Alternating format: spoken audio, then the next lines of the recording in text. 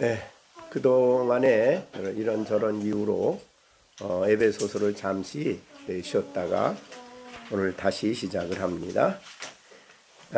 오늘 본문에는 교회의 하나됨, 교회가 하나됨은 성령이 하신 일이다. 그래서 하나되게 하신 것을 우리가 힘써 지켜야 한다는 것을 3절을 지난번까지 설교를 했습니다. 그래서 평안에 매는 줄로 성령이 하나되게 하신 것을 힘써 지키라. 이렇게 3절의 말씀을 했는데 오늘 4절부터 6절까지는 성령이 교회를 하나되게 하신 것을 힘써 지켜야 할 이유에 대하여 3가지 말씀을 하셨습니다. 신앙생활하는 우리들에게는 교회에 대한 교리를 잘 이해하는 것이 매우 중요합니다.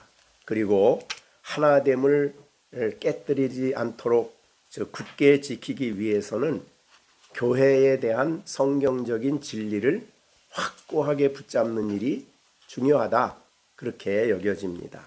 그래서 오늘 여기에 4절, 5절, 6절은 바로 그렇게 교회가 하나 되는 것을 힘써 지켜야 할 이유를 설명한 내용인데 4절, 5절, 6절 성령의 감동으로 기록한 말씀인데 4절은 성령과 관계된 말씀입니다. 그 다음에 5절은 그리스도와 관계된 말씀이고요. 6절은 성부 하나님과 관계된 말씀입니다. 그래서 우리가 교회 생활함에 있어서 항상 나 중심으로 혹은 사람의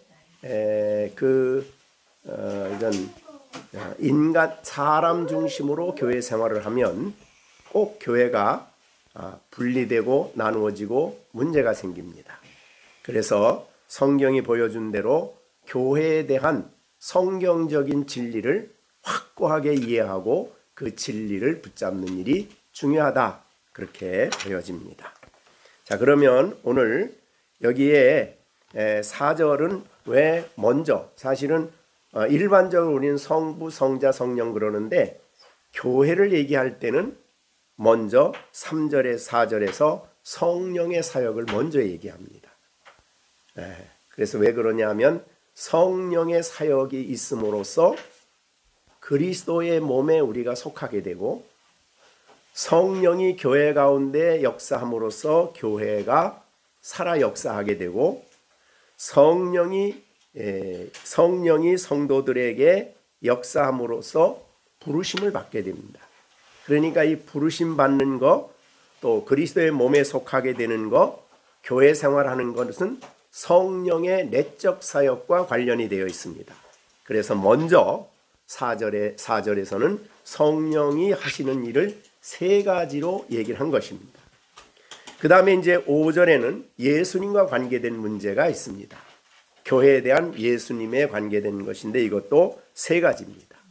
교회의 교회의 주인은 주님이시고 그 다음에 믿음, 교회 안에서 믿는다 그럴 때는 복음입니다. 주 예수 그리스도의 복음이니까 예수를 믿는데도 하나고, 그러니까 다른 예수를 믿으면 교회가 아니죠. 그렇죠? 그래서 주님도 한 분이고 이건 예수님입니다. 교회의 주인은 예수님이죠. 예수님의 자리에 누구도 갈 수 없죠. 우리가 이미 말씀 많이 드린 대로 목회자가 그 자리에 가면 큰일 나죠. 어느 누구도 교회의 주인이 될 수가 없습니다. 오직 예수님이 주인이시다. 그래서 주도 한 분이요. 이건 다 그리스도를 가리키는 거예요. 믿음도 하나요. 그 다음에 세례를 받는 것도 그리스도와 관계되어 있습니다. 그리스도를 믿는 자를 세례 주는 거죠. 그래서 5절은 교회는 그리스도와 관계된 진리를 얘기합니다. 이렇게 볼 때에 나눠질 수가 없죠. 교회의 주인은 하나고, 그죠? 믿음도 이 세상에 어느 나라를 가든 어떤 민족이든 어떤 사람이든 다 믿음은 동일한 믿음이에요. 주 예수 그리스도를 믿는 믿음이죠. 그죠? 그 다음에 세례도 마찬가지죠. 주 예수 그리스도를 고백하는 자를 세례 주죠. 그러니까 어디를 가나 다 가요. 이것이 다르면 안 되죠.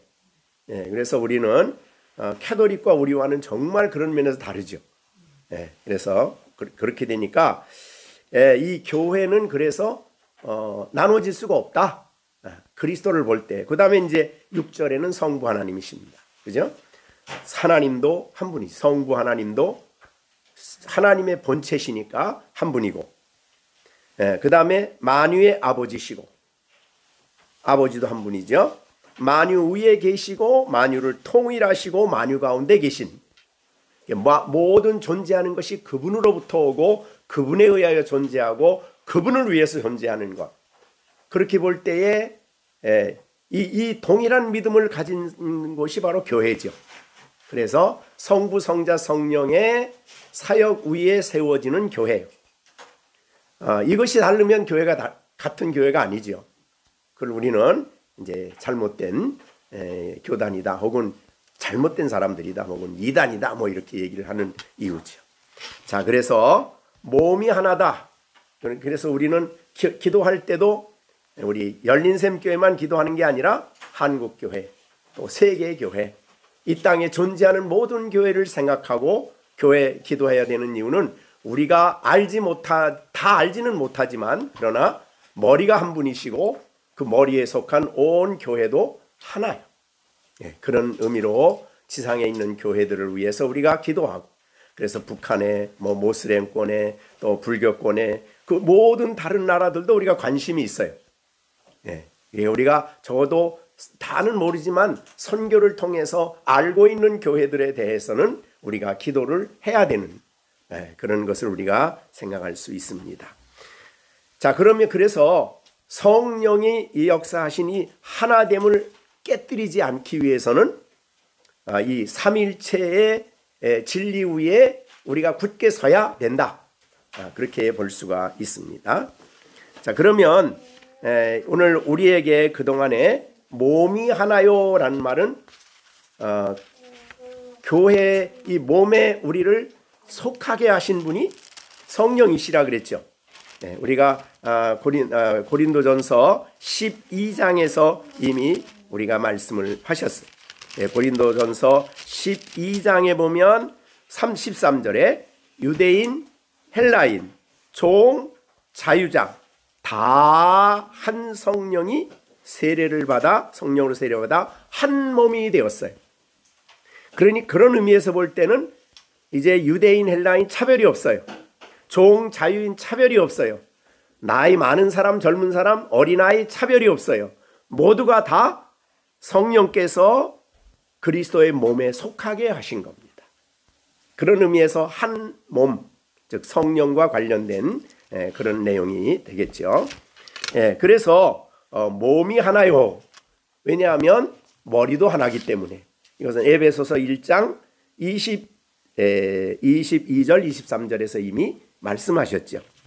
만물을 그 발 아래 복종하게 하시고 그를 만물 위에 교회의 머리로 삼으시고, 그 다음에 교회는 그의 몸이라고 23절에서 말씀하셨어요. 이거 사실은 신비로운 일입니다. 그러니까 우리가 이 지상에 존재하는 전투하는 교회나 이미 믿음으로 승리한 하늘에 있는 교회나 다 하나예요. 왜? 예수님 안에 있기 때문에. 그죠? 그러니까 하늘에 승리한 교회는 믿음으로 끝까지 믿음을 지키다가 이 세상을 떠난 사람들이죠. 하늘에 있는 승리한 교회, 그게 세상을 이긴 교회. 그 교회나 땅에 있는 아직도 지금 싸우고 있는, 우리는 믿음의 싸움을 싸우죠. 영적인 전쟁을 합니다. 이 전투하는 교회나 다 하나다. 좀 신비한 일이죠, 사실은. 그리스도 안에 하나다, 이렇게 말하는 것입니다. 그래서 이것을 하나 되게 하심이 성령께서 세례를 받게 하심으로 성령이 연합시켜서 하나가 된 거죠. 그리고 난 다음에 그 다음에 뭐예요? 교회 안에서 마시게 했다 그랬지. 아까 고린도전서 12장 세례로 한 몸이 될 뿐만 아니라 다 한 성령을 마셨다. 그 말은 어디예요? 교회 안에 와 계신다. 우리 안에 와 계신다. 그러니까 어디에나 남수단에 있는 수단에 있는 선교사가 개척하는 교회 안에나 우리가 여기에 있는 우리 안에나 동일한 성령이 와 계신 거죠. 성령이 역사하시고 감화하시고 인도하시고 역사하시는 게 바로 교회예요. 이것까지는 이제 지난번에 우리가 말씀을 드렸습니다. 그래서 특별히 지난번에 기도하기를 이 교회에 신앙을 다시 부흥시켜 달라고 우리가 기도하자. 그래서 성령이 우리 각 사람에게 부흥이 될 수도 있고 각 사람에게 임하시면 보혜사가 오순절에 오신 성령이 또 교회적으로도 올 수 있고 지역적으로도 올 수 있고 한 나라에도 올 수 있는 그런 성령의 오심이 부으심이 교회 가운데 있기를 위해서 기도해야 된다. 그래서 오늘 하나됨과 성령도 한 분이시죠. 그러니까 한 분이 역사하시기 때문에 우리 시온이 안에 역사하는 하나님은 내 안에 역사하는 하나님과 다른 분이 아니죠. 동일하신 분. 그래서 충돌이 없어요. 그래서 싸우질 않아. 시온이하고 목사님하고는 싸우질 않죠. 왜요? 동일한 성령이 계시니까. 한 성령이 감아주시고 한 성령이 가르쳐주시고 한 성령이 인도하시는 거예요. 그래서 몸도 하나요, 성령도 하나요. 교회의 신비로운 진리죠. 사실은 영광스러운 진리입니다. 이 세상에 이런 모임이 있나요? 이런 단체가 있나요? 없지요. 다 세상의 모든 모임은 다른 목적으로 하나씩 이렇게 모임을 갖지만은 교회라는 이곳은 그런 의미에서 아주 신비롭고 특별하다. 그런 말이에요.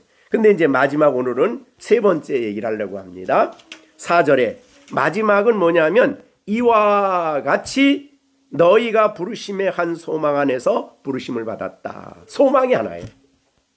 근데 이 소망은 어떤 사람에게 소망이 주어져요? 보니까 부르심을 받은 사람이에요.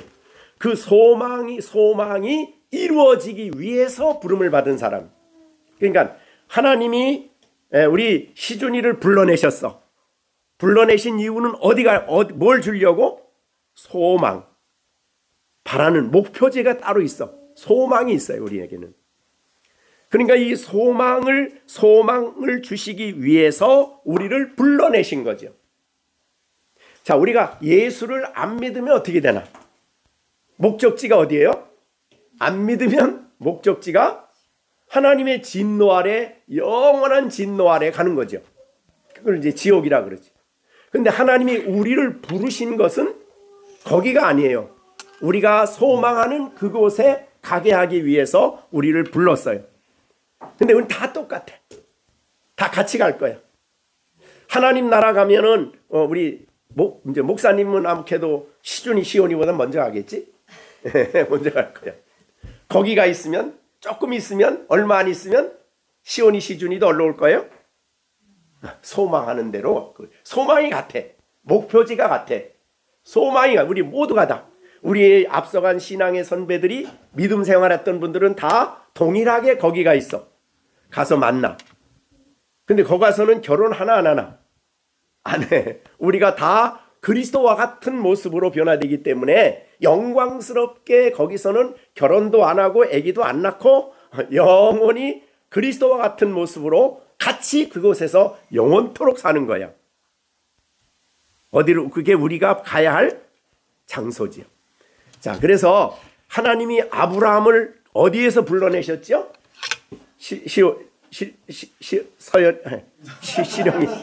시령이 하나님이 시령이를 아브라함을 어디에서 가나안 땅으로 불러냈지요?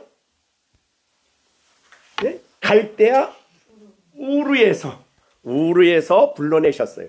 하나님이 그냥 갈대아 우르에 그냥 놔두시지 왜 갈대아 우르에서 가나안 땅으로 불러냈을까요? 큰 교훈을 주시기 위함이야.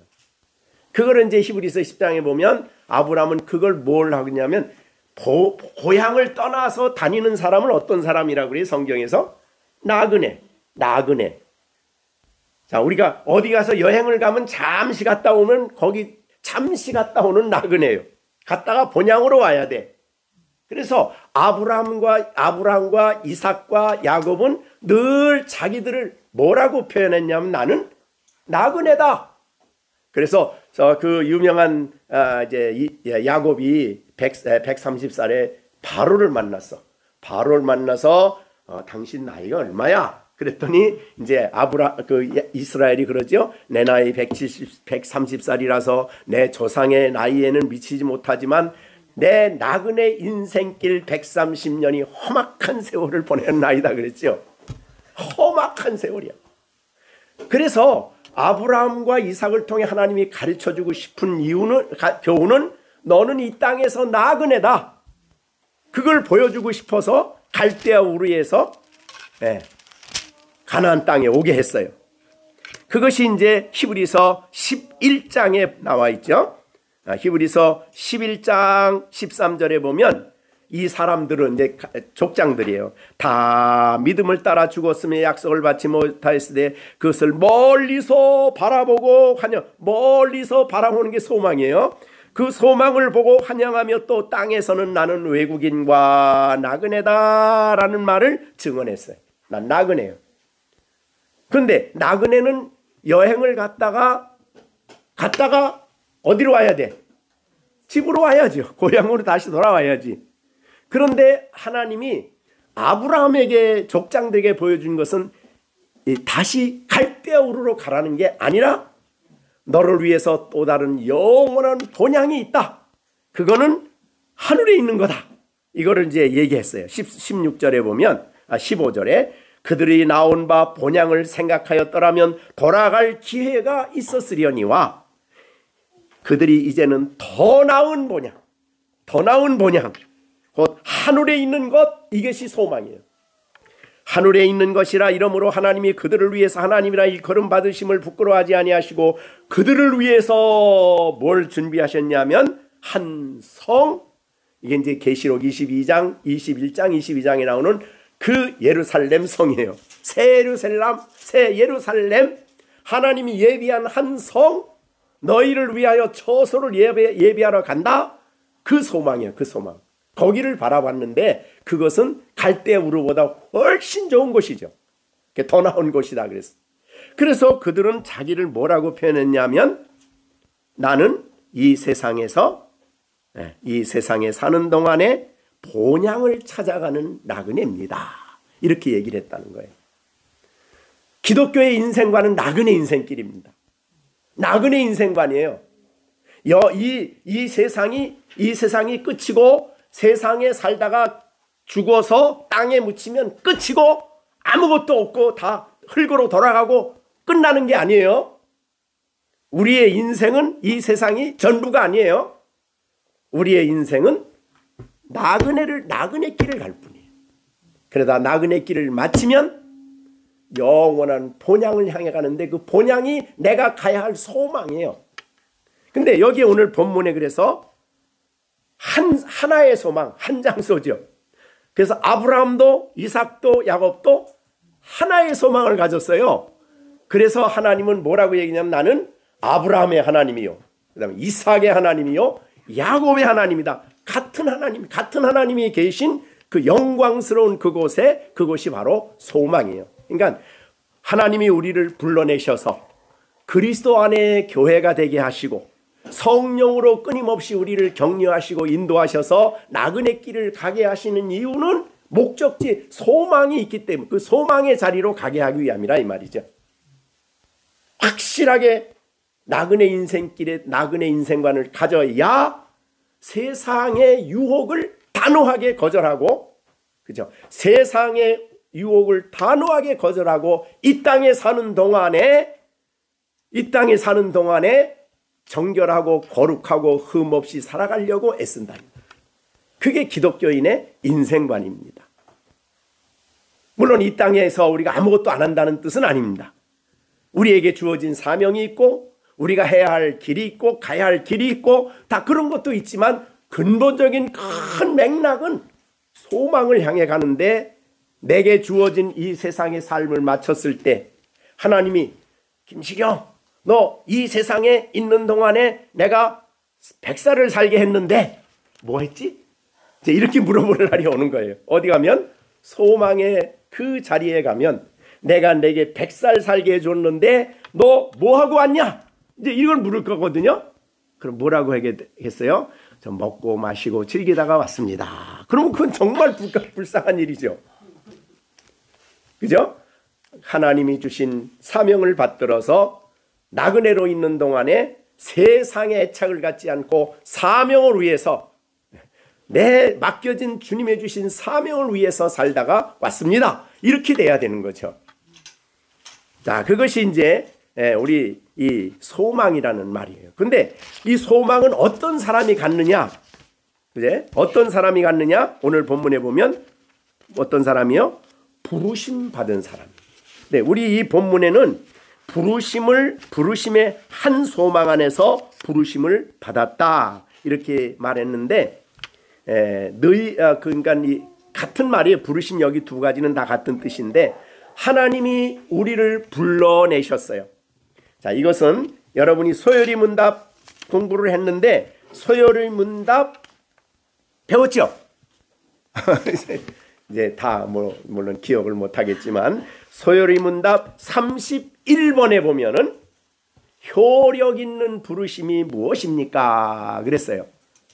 하나님이 우리를 부르실 때에 그 효력이 있는 부르심을, 그래서 그 부르심이 우리에게 역사를 해요. 자, 이 세상에 하나님 부를 때는 대개 두 가지입니다. 두 가지로 우리가 말하는데, 이 외적 부르심이 있고 그 다음에 내적 부르심이 있다 그래요. 그러니까 외적 부르심은 복음이 모든 믿는 사람에게 차별 없이 증거되는 거예요. 복음이 전파되는 거예요. 그럼 내가 복음이 전파된다고 다 듣는 사람들이 다 믿나요? 아니죠. 그래서 그 중에 복음을 받아들이고 믿을 수 있다면은, 믿는다면은 하나님이 그 사람을 부르신 거예요. 그걸 내적 부르심이라고 그러죠. 그러니까 오늘 여기에 본문에 나오는 부르심은 내적인 부르심이에요. 자, 그래서 이 부르시는 거는 부르심 받지 않으면 그리스도께 나올 수 있을까요? 없을까요? 못 나오는 거예요. 네. 왜냐하면 허물과 죄로 죽은 사람은 그리스도에 대해서 아무런 반응을 할 수가 없어요. 그런데 하나님이 그를 불러내실 때에, 복음을 들을 때에 성령으로 거듭나게 하는 거죠.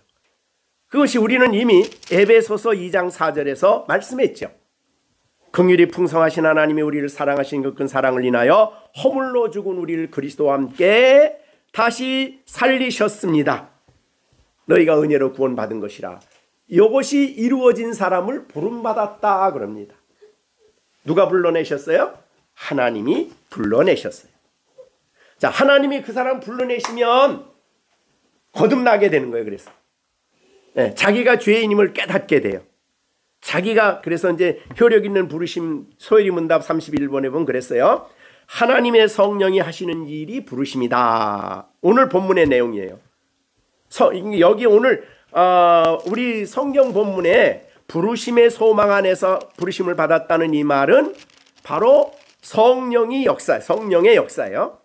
그래서 오늘 우리 소요리 문답에도 보면 첫 번째, 효력 있는 부르심은 하나님의 성령이 하시는 일이다.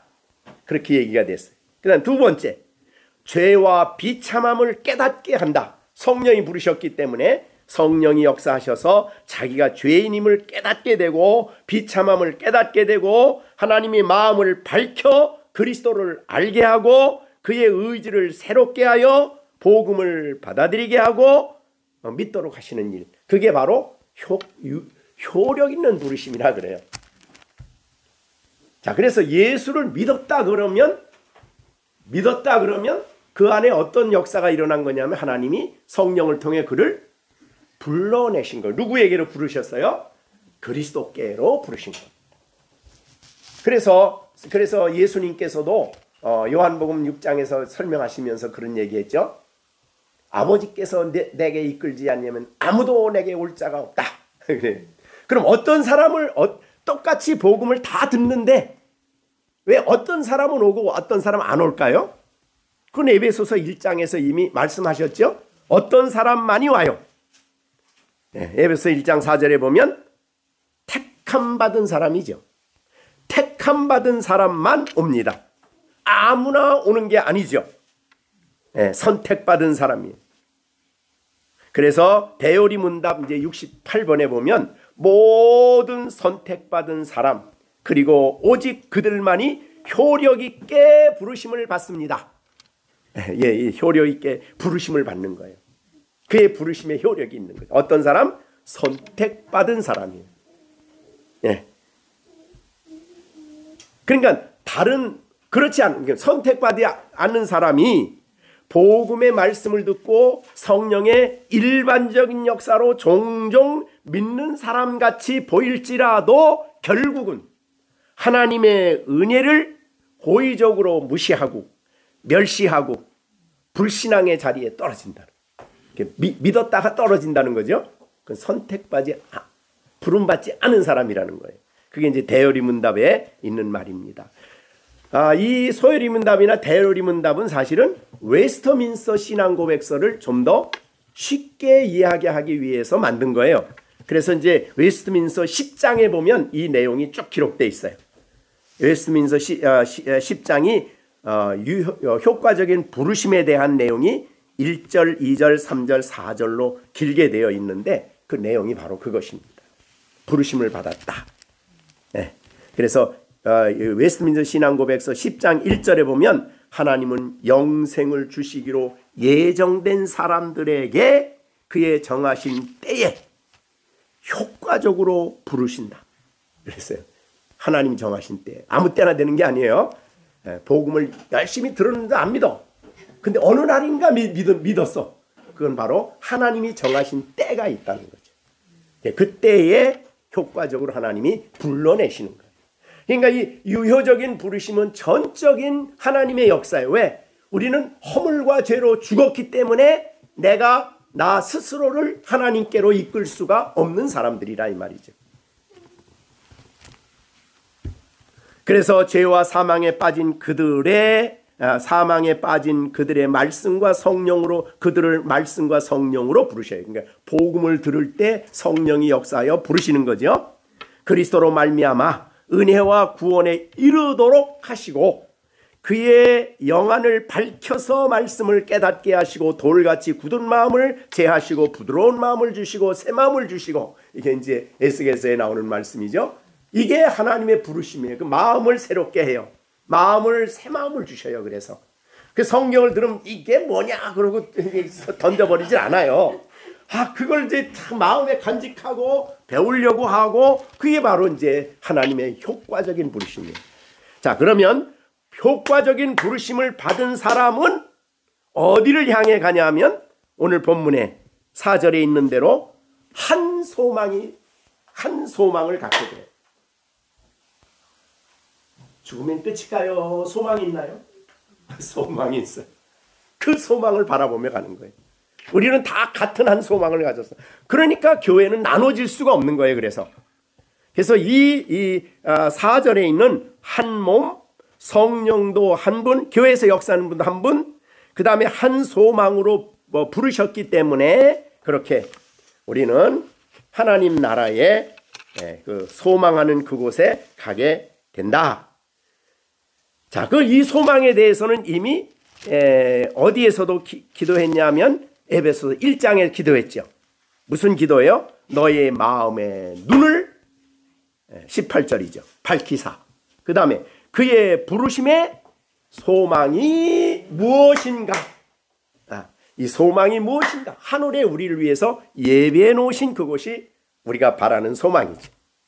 우리는 그곳으로 하나님이 이끌고 가시는 거예요. 그러니까 우리의 목적은 이 땅의 목적이 아니고 성령이 끊임없이 우리를 격려하시고 또 말씀을 가르치시고 우리를 흠없이 점없이 그리스도 앞에 하나님 앞에 서도록 우리를 끊임없이 교회를 통해서 만들어 가시고 예수님의 형상으로 변화시켜 가시면서 우리를 점점 더 그 나라에 합당한 자로 만들어 가시는 과정이 이 땅의 삶이라고 말이죠.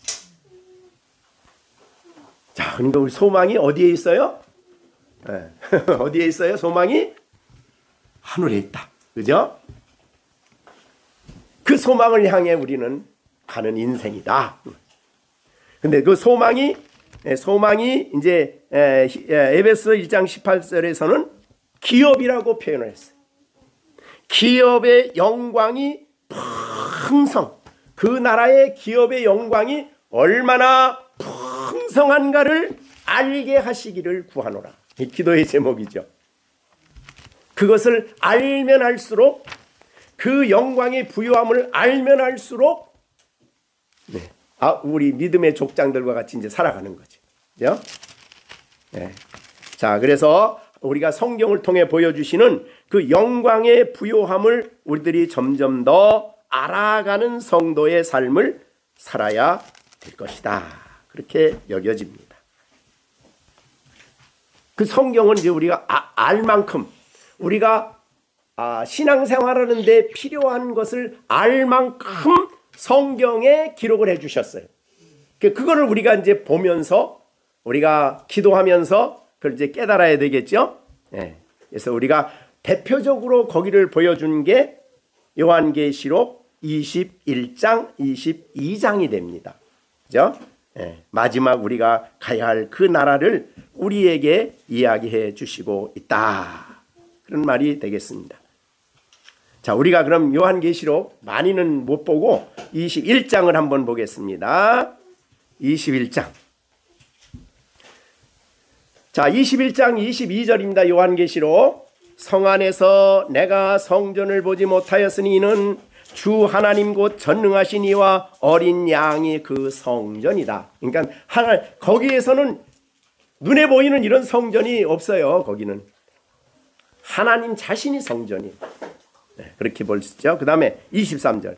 그 성은 해나 달의 비침이 있을 때 없으니 이는 하나님의 영광이 비치고 어린 양의 등불이 되심이라. 거기는 하나님의 영광으로 가득하기 때문에 태양빛도 없어요. 거기는 달빛도 없고 밤에 반짝이는 별빛도 없어요. 하나님 자신이 영광이시고 빛이시기 때문에. 네, 그리스도가 빛이시죠.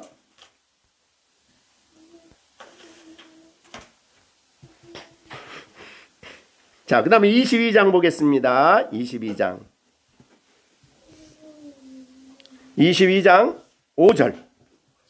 5절. 다시 밤이 없겠고 등불과 햇빛이 있을 때 없으니 이는 주 하나님이 그들에게 비추심이라. 그들이 세세토록 왕 노릇을 또 해요. 네, 우리를 높여주셔서 왕 노릇이 어떻게 시행될지는 모르지만 어떻든 그렇게 되어 있다는 것을 볼 수가 있습니다. 자, 그런 곳에 우리가 이제 가서 예수님을 직접 보는 거죠. 예수님을 직접 만날 때 우리에게 어떤 변화가 일어나는가? 그때 이제 우리가 영화롭게 되는 거죠. 그죠? 그게 이제 요한일서 3장에 나오는 말씀입니다. 자, 요한일서 3장 2절입니다. 2절. 사랑하는 자들아, 우리가 지금은 하나님의 자녀라. 장래에 어떻게 될지는 아직 나타나지 아니하였으나 그가 나타나시면 우리가 그와 같은 줄로 아는 것은 그의 참모습을 그대로 볼 것. 그러니까 그대로 예수님을 보면 우리가 누구같이 돼요? 예수님같이 된다. 그걸 우리는 신학적인 용어로 영화롭게 된다 그래요. 우리의 모습이 완전히 영화롭게 되는 거예요. 그래서 그 나라에 살기에, 영원히 살기에 부족함이 없는 그런 사람으로 변화가 되는 것입니다. 자, 또 하나 변화가 있는 것이 이제 우리 빌립보서지요. 자, 빌립보서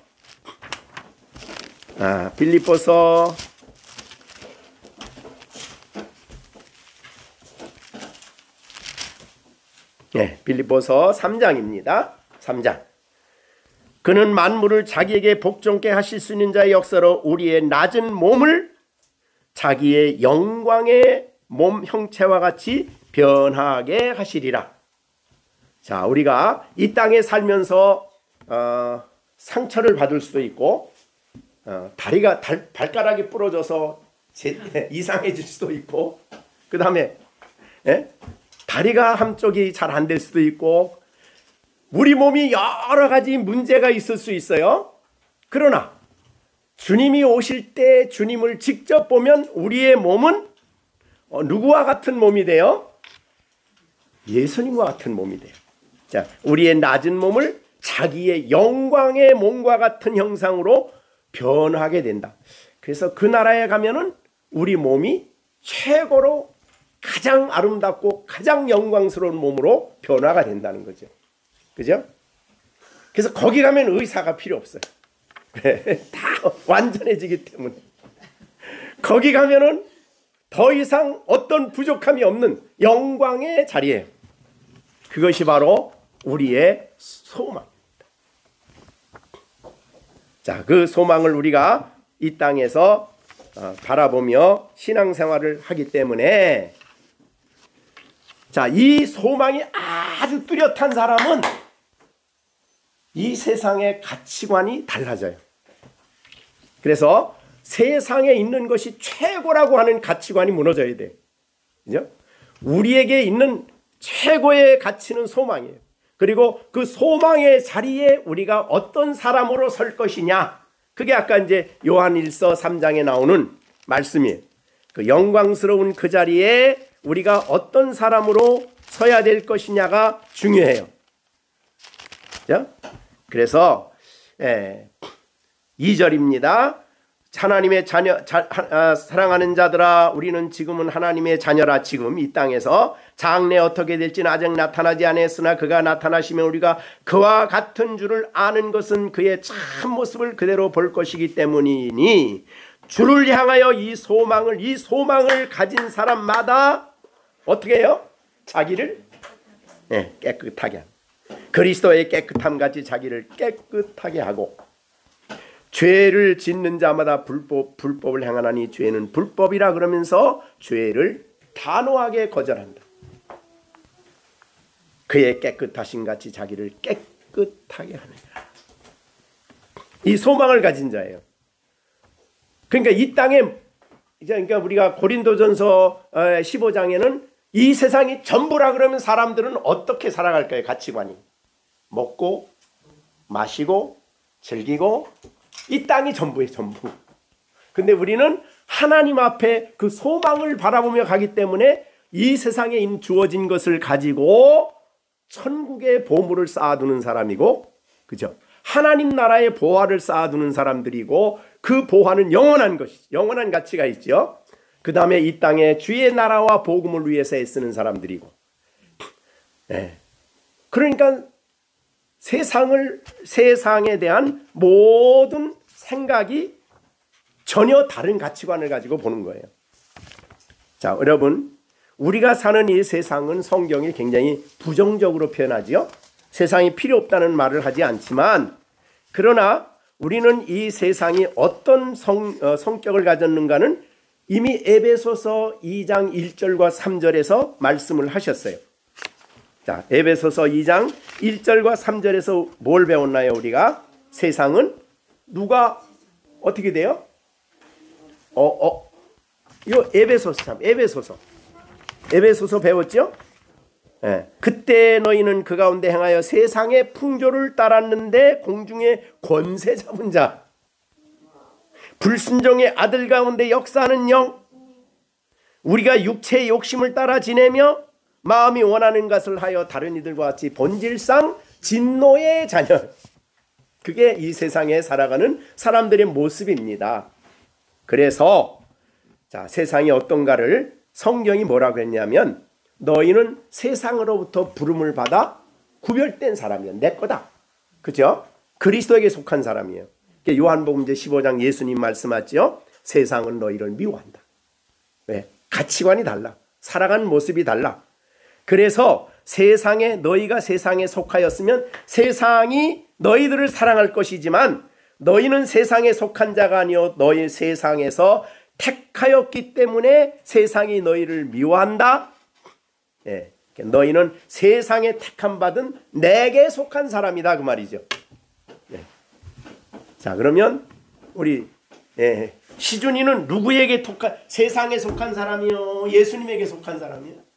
예, 세상에서 불러내서 너는 내게 속했다라고 얘기를 한 사람들이에요. 그런데 세상이 미워한대요. 성도들의 살아가는 가치관과 생활관과 언어를 들어보면 세상 사람들은 도무지 그들하고 안 맞는 거예요. 그래서 세상을 미워해서 초대교회에 벌써 많은 박해가 있었죠. 땅의 교회가 박해가.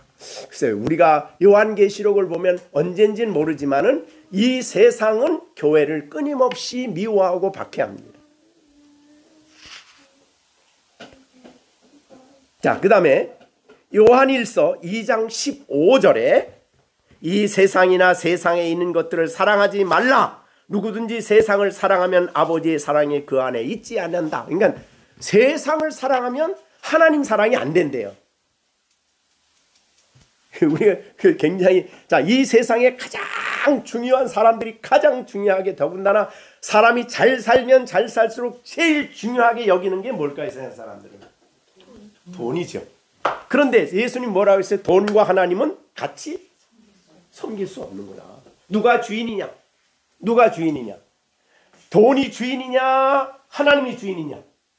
둘 중에 하나를 선택하는 거지. 나는 돈도 주인 되고 내 주인 되고 하나님도 주인 되고 이건 안 된다는 거예요. 누구를 더 중요하게 여기느냐? 우리가 돈이 필요 없다는 게 아닙니다. 진정으로 그리스도가 주인이 되면 내게 있는 재물을, 내게 주어진 그 재능을 하나님 주신 줄 알고 그 재물을 지혜롭게 쓸 수 있는 사람이고 하늘의 보물을 쌓아두는 삶을 살지요. 그죠? 근데 돈이 최고다 그런 사람은 돈 없으면 못 살고, 돈 없으면 형제도 없고, 돈 없으면 부모도 없고, 돈 없으면 이게 최고야. 그럼 안 된다 이 말이죠. 그죠? 자, 그래서 세상을 사랑하지 말라. 이 말은 굉장히 중요해요. 세상 사랑하면 하나님 사랑이란 말은 거짓말이다. 그 사랑이란 말은 제1로 중요하게 여기지 말라 그런 뜻이에요. 자, 그래서 세상을 사랑하면 하나님 사랑이 그 안에 있을 수가 없대. 알았죠? 확실히 알아야 돼. 근데 세상의 사랑이 세상이 뭐냐고? 요한 1서 2장 15절은 세상을 사랑하지 말라고 말하면서 세상은 정욕과 관련돼. 정욕. 무슨 정욕? 육신의 정욕, 안목의 정욕, 이생의 자랑. 이게 바로 세상의 특징. 세상의 모든 내용은 알고 보면 셋 중에 하나예요. 그게 다. 사실 이것은 에덴 동산에 있었던 거죠. 너 이거 먹지 마라. 그런데 그 과일을 보니까 먹음직. 그게 바로 안목, 욕심. 그게 뭐예요? 육신의 정욕이. 그 다음에 보암직. 그게 뭐예요? 안목의 정욕. 하나님처럼 지혜롭게 할 만한 것. 이게 바로 이생의 자랑. 그러니까 에덴 동산의 죄로 돌아가는 거예요. 그게 세상이에요.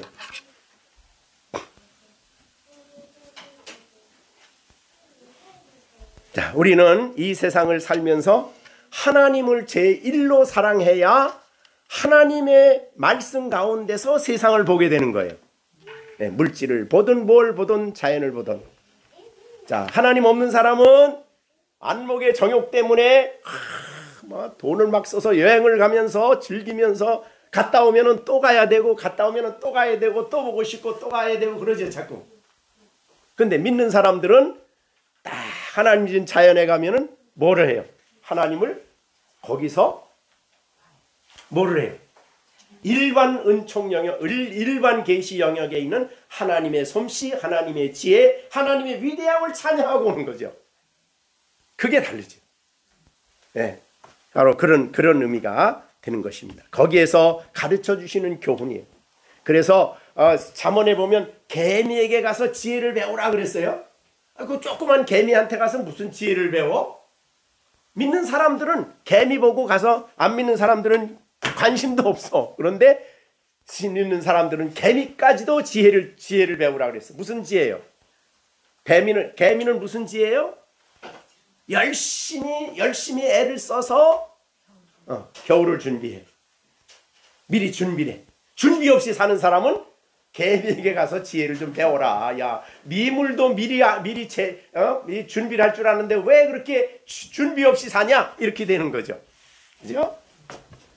그러니까 하나님을 제일로 섬기는 사람에게는 하나님 주신 자연이 하나님을 알게 하는 책이에요. 계시책. 근데 세상이 제일이라 하는 사람은 그걸 욕심으로만 그걸 봐요. 다르죠, 그게.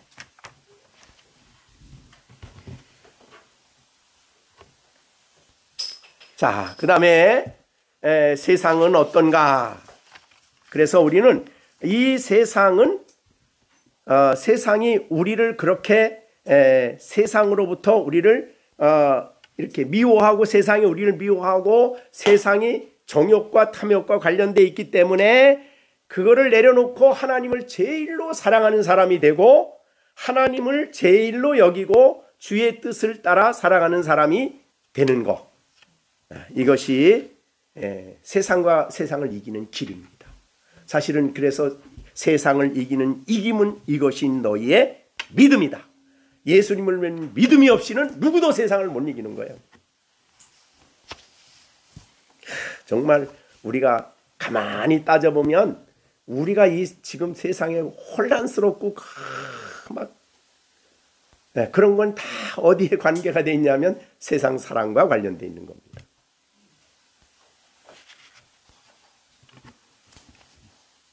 자, 그래서 우리 신앙인들은 세상에 대한 성경적인 가르침을 따라서 세상을 이기고 세상을 바로 볼 수 있는 안목을 가질 수 있게 하기 위해서 우리는 소망을 하늘에 둬야 된다. 뭐까지도 재물을 땅에 쌓아두지 말고 어디에 쌓아두라 그래요? 하늘에 쌓아두라. 땅에 쌓아두면 도둑 맞지만은 하늘에 쌓아두면 도둑 안 맞아요. 자, 그렇게 신앙인의 가는 길이 다르죠.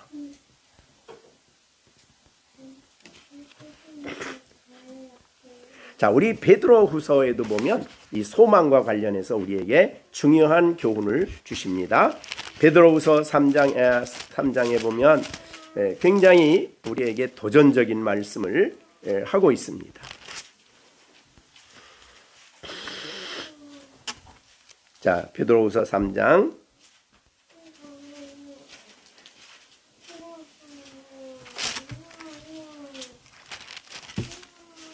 자, 11절 봅니다. 11절. 10절부터 보겠습니다.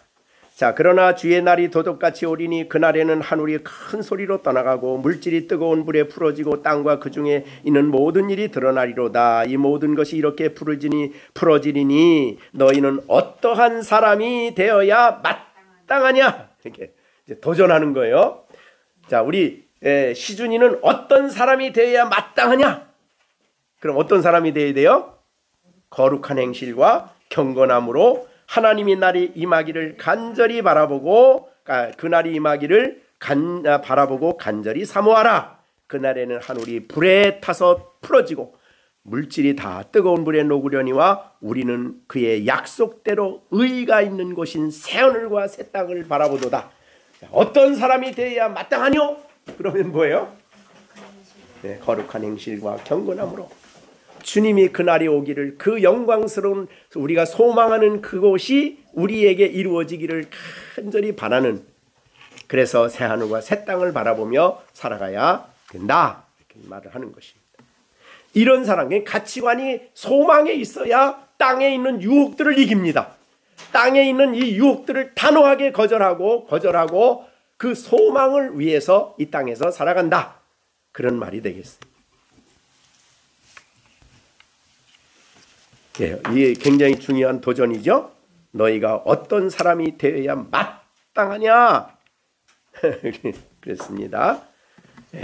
거룩한 행실과 경건함으로 하나님이 날이 임하기를 바라보고 간절히 그날을 사모하라. 우리가 소망하는 그것을 말하는 것이죠.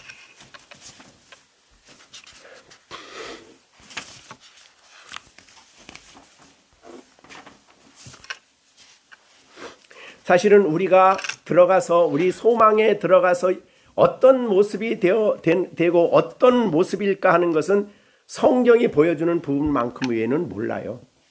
그런데 요새는 또 갔다 왔다는 사람들이 자꾸 뭐 이상한 소리를 많이 해가지고 뭐 갔다 왔는데 뭐 누굴 만났는데 뭐 무슨 얘기를 들었는데 다 성경에 없는 그런 말들은 신경 우리가 미혹받거나 받아들이지 않아야 됩니다. 적어도 우리가 신앙생활하는데 필요한 만큼 성경이 충만히 풍성하게 우리에게 알려주셨어요. 그래서 이것을 성경의 충족성이라 그래요. 충족성. 성경으로 우리가 적어도 믿음을 갖고 신앙생활하기에 더 이상 부족함이 없는 게 성경이다. 충족하다.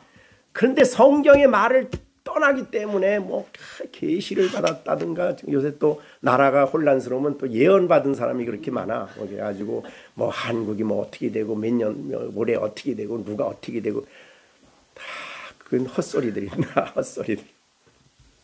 네. 그러니까 성경의 충족성이라는 이 진리를 확고하게 우리 웨스민스터 신앙고백서에 성경은 이것으로 충족하다. 하나님의 말씀으로 부족함이 없다. 근데 성경에 대해서는 무지하고 엉뚱한 데 다른 데 자꾸 신경을 쓰기 때문에 문제가 많이 생기죠. 자, 이제 오늘 우리가 이제 말씀을 정리하고 마쳐 보려고 합니다. 오늘 여러분들에게 말씀해 주시는 것은 우리는 소망이 있다는 말이 얼마나 귀한지. 소망이 없는 사람은 우리가 어떻다고 얘기하면 절망 속에 산다. 불안함 속에 산다. 내일이 어떻게 될지 모르기 때문에 끊임없이 불안 속에 살아야 됩니다. 그렇죠? 불안해요. 확신이 없어요. 그것을 현대의 실존주의라고 그러지 않습니까? 네. 우리가 현대 실존주의를 대표하는 유명한 노벨 문학상을 받은 고도를 기다리며, 그게 이제 실존주의의 대표적인 책 중에 하나죠. 고도를 기다리는 게 뭡니까? 고도가 있습니까? 없습니까? 없어요. 그 내용을 보면 고도는 없어요. 그런데 뭐해요? 그냥 기다리는 거예요. 뭘 기다리냐? 몰라. 모르는데 그래도 기다려. 이게 실존주의야. 뭔가 잘 될 그것까지 없으면 소망이 없는 거니까 절망이야. 그래서 절망을 이기는 방법이 기다림이야. 기다림인데 뭘 기다리는지 몰라. 그냥 막연하게 잘 될 줄 알아. 그냥 그게 그들의 소망이니까 헛되고 헛된 일이죠. 그래서 우리가 전도서를 보면 정말 인생의 헛됨을 너무나 잘 보여주지 않습니까? 그죠? 우리가 마땅한 그래서 전도서를 마지막 마치면서 우리에게 가장 중요한 본분은 여호와를 경외하는 것이다. 하나님을 알고 그분을 경외하며 그 말씀을 순종하는 것이다. 자, 오늘 우리에게 주어진 이 말 4절, 우리를 교회가 되게 하셨습니다. 자, 우리가 이거는 지금 보편교회를 얘기하는 겁니다. 우리 열린샘 교회만 말하는 게 아니에요. 보편교회, 그리스도의 머리 되시는 교회의 몸인 보편교회, 이건 참교회예요. 그래서 우리 지난번에도 말했지만은 눈에 보이는 교회 안에는 보편교회도 있고 보편교회가 아닌 사람도 들어와 있어. 그래서 문제가 많죠. 지상교회는. 그런데 보편교회는 참 그리스도인이 아니면 보편교회가 아니에요. 그건 부름받은 사람, 하나님이 택하여 부름받아서 그리스도 안에 그리스도의 몸에 속해서 그리스도께 속한 사람이 바로 보편교회예요. 그 사람은 이 세상에 하나님 나라에 승리한 모든 참 교회의 모습을 말하는 거기 때문에 그걸 우리는 보편교회라고 말하는 것이고, 에베소서가 알려주는 교회를 얘기하는 것입니다. 그래서 우리는 너희는 그리스도의 몸이요, 몸이 하나요. 그 다음에 성령도 한 분이시요. 다른 성령이 아닙니다. 다른 영이. 그래서 이단과의 특징이 뭐냐면 이단은 다른 영이 활동하기 때문에 우리가 배운 진리와는 달라. 자, 그래서 여러분 알다시피 성경은 누가 주신 거죠? 성경은 김시령 누가 성경을 써주셨죠? 우리에게 하나님보다도 더 말하는 것은 성령이에요. 성령이 사람들을 사용해서. 그렇기 때문에 같은 성령이 쓰셨는데 창세기는 요 말 쓰고 또 뭐 이사야는 다른 말 쓰고 서로 틀리는 말을 할까요? 안 할까요? 안 하시죠. 한 성령이신. 그래서 창세기에 말씀하신 성령이 계시록에 말씀을 하신 분이죠. 그래서 한 성령이 하셨기 때문에 성경은 서로 뭐가 안 돼요? 서로 충돌이 안 돼요. 서로 충돌되는 게 없어. 그런데 우리가 배우는 성경과 다른 얘기를 해. 그럼 뭐예요 그건? 네, 그런 이단이. 왜 이단이에요? 성령이 아니에요. 다른 성령이 이 말하고 저 말할 수가 없죠. 성령이 성경말과 어긋난 말을 할 수 있을까요? 없을까요? 그거 안 돼요. 왜? 동일하신 성령이 성경을 썼기 때문에 성경과 틀린 말을 한다면 그거는 다른 영이에요. 다른 영. 그래서 우리가 사도 요한이 삼층천에 가서 바울 사도가 삼층천에 갔다 왔죠. 죽었다 살아났어요. 그죠? 돌로 맞아가지고. 그래가지고 살아나서 그가 천상에 가서 본 이야기와 그 모든 상황을 이야기를 할 수 있었어요? 없었어요? 네? 사람들한테 썼어요? 안 썼어요? 천당 갔다 온 얘기를 땅에서 할 수가 없었어요. 왜? 뭐라 그래요? 인간의 말로 도무지 표현이 안 되고 설명이 안 돼요. 그래서 말을 안 했어요. 근데 지금은 요새는 어떻게 갔다 오면 그렇게 할 말이 많어. 가서 뭐도 보고 누구 집도 보고 누구 목사님도 보고 어느 목사님은 유명한 목사인데 안 계시고 이런 소리를 와서 막 하는 거야. 그런 일을 들을 때 야 신기하다 그러면 안 됩니다. 언제나 영적인 문제에 있어서는 성경과 맞느냐 안 맞느냐를 따져야 돼. 성경과 다른 얘기하면 그거는 자기 생각이지 혹은 다른 영이지 하나님의 영이 아니다. 이렇게 확실하게 여러분이 신앙생활을 하실 동안에 그 원칙을 명확하게 지켜야 되는 것입니다. 자, 다 됐죠? 네. 김시준 잘 들었죠? 정시준 잘 들었죠? 정시환 잘 들었죠? 자, 기도하고 마치겠습니다. 하나님 아버지 감사합니다. 오늘도 주일을 맞이해서 우리가 이 귀한 말씀을 또 묵상했습니다. 성경을 우리가 바로 알고 진리를 바로 알고 신앙생활할 수 있는 우리들이 되게 하여 주시옵소서. 하나님, 우리가 이 땅에 사는 동안에 절망적인 삶 속에 살지 않고 소망을 가지고 살게 하심을 감사드립니다. 우리가 영광스러운 그 나라, 하나님이 예비하신 그곳, 우리가 부르심 받은 우리에게 주신 이 놀라운 소망을 깨달아 알 수 있도록 우리의 마음의 눈을 밝혀 주시옵소서. 그리고 이 성도 안에 우리에게 주실 기업이 얼마나 풍성하고 영광스러운가를 우리가 성경을 통해서 밝히 알 수 있도록 우리의 마음의 눈을 밝혀 주시옵소서. 그래서 그 소망을 바라보며 이 땅에 믿음 생활하게 하시고 나그네 길을 가게 하시고 본향을 향해 가는 우리 모두가 될 수 있도록 역사하여 주시옵소서. 예수님의 이름으로 기도하옵나이다. 아멘. 축도하겠습니다. 이제는 우리 주 예수 그리스도의 은혜와 하나님 아버지의 사랑과 성령의 교통하심이 주님이 주신 이 소망, 부름받은 자에게 주어지는 이 복되고 영광스러운 소망을 바라보며 살아갈 수 있도록 우리의 마음의 눈을 밝혀주시기를 간절히 원하는 우리 열린샘 모든 식구들 가운데 이제로부터 영원토록 함께 계실지어다. 아멘.